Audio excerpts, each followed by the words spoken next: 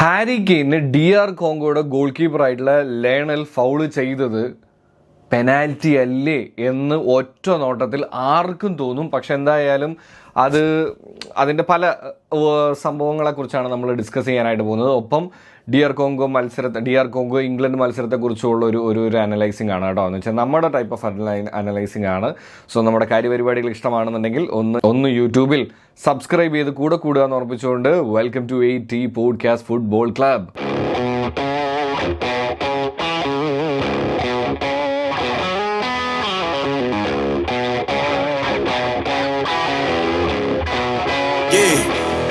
Guys, ആദ്യം തന്നെ ഗംഭീര മത്സരമായിരുന്നു എന്ന് എടുത്ത് പറയാതിരിക്കാൻ വയ്യ. കാര്യം എന്താണെന്ന് വെച്ച് കഴിഞ്ഞാൽ അപ്രതീക്ഷിതമായ നിമിഷത്തിൽ ഒരു ഗോള് വീഴുമ്പോൾ എൻ്റയർ ടീമും പേടിക്കുമെന്നൊക്കെ നമ്മളിങ്ങനെ പലപ്പോഴും പറഞ്ഞു കേട്ടിട്ടുണ്ടെങ്കിലും ഈ വേൾഡ് കപ്പിൽ ഇതൊരു ഒന്നൊന്നര ഗോളായിരുന്നു. ആൻഡ് അത് കഴിഞ്ഞ് കഴിഞ്ഞ് ഇംഗ്ലണ്ടിൻ്റെ താരങ്ങൾക്കൊക്കെ ഭയങ്കരമായിട്ടുള്ള പേടി നമുക്ക് കാണാൻ സാധിക്കുന്നുണ്ടായിരുന്നു എന്നുള്ളതാണ് കേട്ടോ. എന്ന് വെച്ച് കഴിഞ്ഞാൽ അവർ മൊത്തത്തിൽ പൊട്ടി എന്ന് പറഞ്ഞു കഴിഞ്ഞാൽ literally they don't know what to do.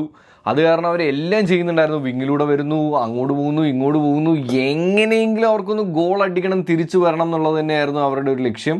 അത് നമുക്ക് എവിഡൻ്റ് ആയിട്ട് കാണാൻ പറ്റുന്നുണ്ടായിരുന്നു. ഫ്രസ്ട്രേഷൻസ് കാണാൻ പറ്റുന്നുണ്ടായിരുന്നു. ഒരുപാട് ശ്രമങ്ങൾ നടത്തിയിട്ടും ജയിക്കാൻ സാധിക്കാത്തത് കാണാൻ സാധിക്കുന്നുണ്ടായിരുന്നു അല്ലേ. മത്സരം തുടങ്ങുന്നതിന് മുമ്പ് നമുക്കറിയാം DR കോങ്കോ എന്ന് പറയുന്ന രാജ്യം ഒരുപാട് വർഷങ്ങൾക്ക് ശേഷമാണ് എവിടേക്ക് വരുന്നത്, വേൾഡ് കപ്പിലേക്ക് തന്നെ വരുന്നത്. അപ്പം വേണമെങ്കിൽ ടെക്നിക്കലി നമുക്ക് ഇങ്ങനെ പറയാം, അവർ മുമ്പ് വേൾഡ് കപ്പ് കളിച്ചിട്ടുണ്ടെങ്കിലും വേറൊരു പേരിലാണ് കളിച്ചിട്ടുള്ളത്, ഇപ്പോൾ വരുന്നത് വേറൊരു പേരിലാണ്. സോ അവരുടെ ഒരു ആദ്യ വേൾഡ് കപ്പ് എന്ന് വേണമെങ്കിൽ മാത്രം നമുക്ക് പറയാൻ പറ്റുന്ന ഒരു പരിപാടിയാണ്. അപ്പോൾ അങ്ങനെ വരുന്നൊരു DR കോങ്കോ ഇംഗ്ലണ്ട് എന്ന് പറഞ്ഞു കഴിഞ്ഞാൽ അവർക്കൊന്നും ഇല്ല എന്ന് പറയാൻ പറ്റില്ല. They have everything.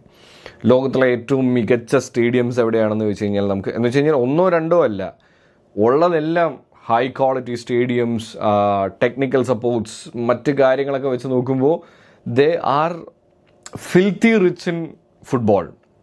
ഞാൻ ഉദ്ദേശിച്ചത് ഈ പറയുന്ന എല്ലാ ഘടകങ്ങളും കൂടെ കൂട്ടിയിട്ടാണ് കേട്ടോ.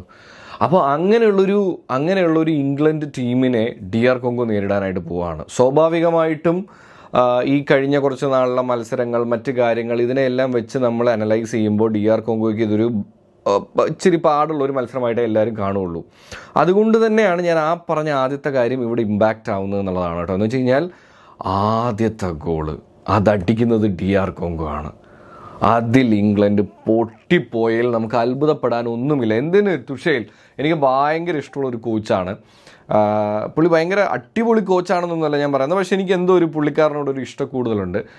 പുള്ളി തന്നെ നിങ്ങൾ ശ്രദ്ധിച്ചു കഴിഞ്ഞാൽ ചില ആക്ഷൻസ് ഒക്കെ ഉണ്ടായിരുന്നു. പുള്ളി ഭയങ്കര ദേഷ്യപ്പെട്ട് ഭയങ്കര എക്സ്പ്രസീവായി എനിക്ക് തോന്നുന്നു പുള്ളി ഇപ്പോൾ പ്ലേയേഴ്സിനൊക്കെ തല്ലുമോ എന്ന് തോന്നണ പോലെ അത്രയും അഗ്രസീവായിട്ട് നിൽക്കുന്ന സിറ്റുവേഷനിലേക്കൊക്കെ പുള്ളി പോകുന്നുണ്ടായിരുന്നു എന്നുള്ളത് നമുക്ക് കാണാൻ പറ്റുന്നുണ്ടായിരുന്നു.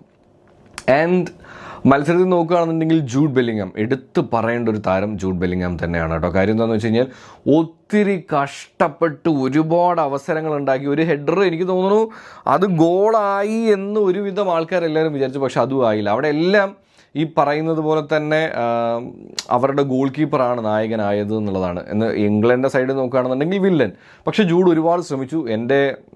ഞാനൊരു ബാഴ്സ ആരാധകനാണ്, എന്നെ റെഗുലറായിട്ട് വരുന്നവർക്കൊക്കെ അറിയാം. സോ ഞാൻ ജൂഡ് ജയിക്കണം എന്ന് ആദ്യമായിട്ട് ആഗ്രഹിച്ചൊരു മത്സരം ചിലപ്പോൾ ഇതായിരിക്കും കേട്ടോ. ഞാൻ ശരിക്കും പ്രാർത്ഥിച്ചു ജയിക്കട്ടെ, പാവോട് അവനൊരു ഗോളെങ്കിലും ഉണ്ടായിക്കോട്ടെ എന്ന് ഞാനിങ്ങനെ ചിന്തിച്ചു. ആൻഡ് അത് കഴിഞ്ഞിട്ട് ഇതിൽ എടുത്ത് പറയണം എന്ന് തോന്നിയ ഒരാളെന്ന് പറയുന്നത് ഹാരി കെയ്ൻ തന്നെയാണ്. Harry Kane is like the best captain. He's having, ഞാനത് മുമ്പത്തെ വീഡിയോയിലും പറഞ്ഞു, he's having the best time with England, even in football also. He's having his best career ടൈമിൽ പൊയ്ക്കൊണ്ടിരിക്കുകയാണ് ഹാരി കെയ്ൻ. അതിങ്ങനെ ഓരോ തവണയും പ്രൂവ് ചെയ്തുകൊണ്ടിരിക്കുകയാണെന്നുള്ളതാണ്.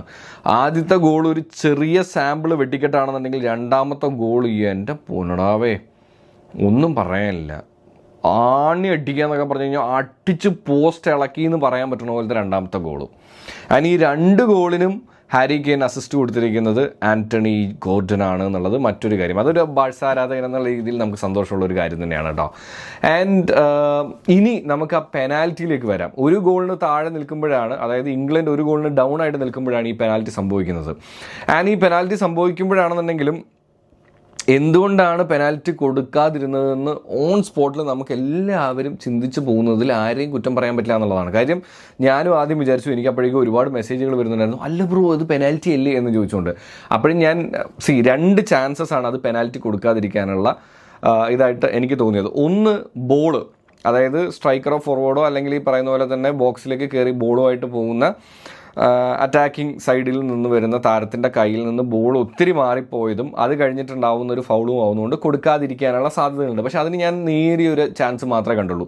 രണ്ടാമത് കണ്ട അല്ലെങ്കിൽ ഏറ്റവും ഇമ്പോർട്ടൻ്റ് ആയിട്ട് എനിക്ക് തോന്നിയ ഒരു കാരണം എന്ന് പറയുന്നത്, ഫൗൾ ഇനീഷ്യേറ്റ് ചെയ്യപ്പെടുന്നതിന് മുമ്പ് തന്നെ ഹാരി കെയ്ൻ തൻ്റെ എക്സ്പീരിയൻസ് കൊണ്ട് സ്വാഭാവികമായിട്ടും ആ ഒരു ചാർജ് ചെയ്ത് വരുന്ന ഗോൾ കീപ്പർ സ്വാഭാവികമായിട്ടും ദേഹത്ത് തട്ടും എന്നറിയാവുന്ന ഹാരി കെയ്ൻ എന്ത് ചെയ്തു, ഒരിച്ചിരി എങ്ങോട്ട് വളഞ്ഞു, മുന്നിലേക്ക് വളഞ്ഞു നിൽക്കുന്നത് നമുക്ക് കാണാൻ സാധിക്കും.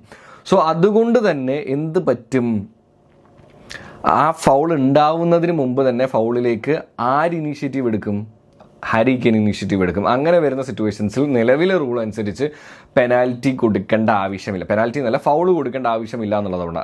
അതുകൊണ്ടാണ് വാർ ഇൻ്റർവ്യൂൻ ചെയ്തിട്ട് പോലും, അതായത് വാറിൽ ചെക്ക് ചെയ്തിട്ട് പോലും അത് തിരുത്താതിരുന്നതിൻ്റെ ഒരു പ്രധാന കാരണം എന്ന് പറയുന്നത് ഹാരി കെയ്ൻ ഇതിന് ഫസ്റ്റ് ഇനീഷ്യേറ്റീവ് എടുത്തു എന്നുള്ളതാണ്. അതായത് ഫൗള് വരുന്നതിന് മുമ്പ് തന്നെ വീഴാനായിട്ട് പോയതാണ് ഇത് കൊടുക്കാതിരുന്നതിൻ്റെ കാരണമായിട്ട് ഞാൻ ഇപ്പോഴും വിചാരിക്കുന്നത്. ഞാനിപ്പോഴും വീണ്ടും അതിൻ്റെ പലതരത്തിലുള്ള ഫോട്ടോസും ഒക്കെ എടുത്ത് നോക്കുമ്പോഴും ഹാരി കെയ്ൻ്റെ ഒരു കാരണം അല്ലായിരുന്നു എന്നുണ്ടെങ്കിൽ, ഇപ്പോൾ ഹാരി കെയ്ൻ ഫേക്ക് ചെയ്യായിരുന്നു എന്നുണ്ടെങ്കിൽ സ്വാഭാവികമായിട്ടും വാർ ചെക്ക് ചെയ്ത് കഴിഞ്ഞിട്ടാണെന്നുണ്ടെങ്കിലും എന്ത് ചെയ്യണമായിരുന്നു, ഒരു കാർഡ് കൊടുക്കേണ്ടതാണ്. പക്ഷേ കാർഡ് കൊടുത്തില്ല. പക്ഷേ ഇത് ഓട്ടോമാറ്റിക്കലി അത് ആ ഫൗൾ വരുന്നതിന് മുമ്പ് ഇനീഷ്യേറ്റ് ചെയ്തതുകൊണ്ട് തന്നെ ആ ഫൗളിനേക്കാൾ കൂടുതൽ ഈ ഹാരി കെയ്ൻ്റെ ആക്ഷനാണ് അവർ ഇത് കൊടുക്കുക.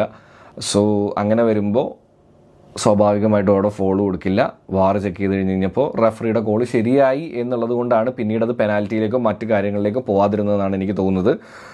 ഇനി വീണ്ടും തിരിച്ച് മാച്ചിലേക്ക് വരികയാണെന്നുണ്ടെങ്കിൽ അതാണ് ഞാൻ എടുത്തു പറഞ്ഞത്, DR കോങ്കോയെ സംബന്ധിച്ചിടത്തോളം ഇതൊരു ചരിത്ര നിമിഷം തന്നെയാണ്. അവർക്ക് അഭിമാനിച്ച് പുറത്തേക്ക് ഇറങ്ങി പോകാൻ പറ്റുന്നൊരു സമയം തന്നെയാണ്. ഇംഗ്ലണ്ടിനെ ഈ പറയുന്നത് പോലെ തന്നെ കുറച്ച് നേരത്തേക്കല്ല, കുറച്ചധികം നേരത്തേക്ക് ഇംഗ്ലണ്ടിനെ പേടിപ്പിച്ച് നിർത്താൻ സാധിക്കുക എന്ന് പറഞ്ഞു കഴിഞ്ഞാൽ അതൊരിക്കലും ഒരു സിമ്പിൾ കാര്യമായിട്ട് ഞാൻ വിചാരിക്കുന്നില്ല. അവരുടെ ഗോളായാലും അവർ കൗണ്ടർ ചെയ്യുമ്പോഴായാലും ഡിഫെൻഡ് ചെയ്യുമ്പോഴായാലും ഒക്കെ അടിപൊളിയായിരുന്നു. ആൻഡ് എസ്പെഷ്യലി നമ്മൾ എടുത്തു പറയേണ്ടത്, പലപ്പോഴും അവരെ സഹായിച്ചത് മുഴുവനും അവരുടെ ഗോൾ കീപ്പറായിട്ടുള്ള ലയണൽ മെസ്സി എനിവേസ് പുള്ളിയുടെ പേര് എനിക്ക് കറക്റ്റ് അറിയില്ല, MPASI എന്നാണ് തോന്നുന്നു. ലയണൽ പുള്ളി ഗംഭീരമായിരുന്നു. നമ്മൾ പറയും ചില സമയത്തൊക്കെ കൈകൊണ്ട് കാലുകൊണ്ട് തലകൊണ്ട് പറ്റാവുന്ന എന്ത് സാധനമാണോ അതൊക്കെ കൊണ്ട് തടഞ്ഞിടുക എന്ന് പറയും. അതായിരുന്നു പുള്ളി ഇന്നലെ കാഴ്ചവെച്ചത്. ഒന്നും പറയാനില്ല. DR കോങ്കോ ജസ്റ്റ് നമ്മളിങ്ങനെ ഞെട്ടിച്ച് കളഞ്ഞ ഒരു ഇൻസിഡൻറ്റ് തന്നെയാണ്. ഗംഭീര മത്സരം. ഇനി അടുത്ത മത്സരത്തിലേക്ക് കാണാൻ വേണ്ടി ഞാൻ തിരിക്കുക. അതിന് മുമ്പ് വീഡിയോ എടുത്താണ്. അപ്പോൾ എന്തായാലും നിങ്ങൾക്ക് എന്താണ് ഈ മത്സരത്തെക്കുറിച്ച് തോന്നിയെന്നുള്ളത് താഴെ കമൻറ്റ് ചെയ്യാൻ മറക്കരുതെന്ന് ഓർമ്മിച്ചുകൊണ്ട്, നിങ്ങൾക്ക് വീഡിയോ ഇഷ്ടപ്പെട്ടെങ്കിൽ, അതുപോലെ തന്നെ നിങ്ങൾക്ക് എന്തെങ്കിലും വിയോജിപ്പുകൾ ഉണ്ടെങ്കിലും അത് താഴെ കമൻറ്റ് ചെയ്യാൻ ഓർമ്മിച്ചുകൊണ്ട് ചിൽ കുപ്പിച്ചിൽ.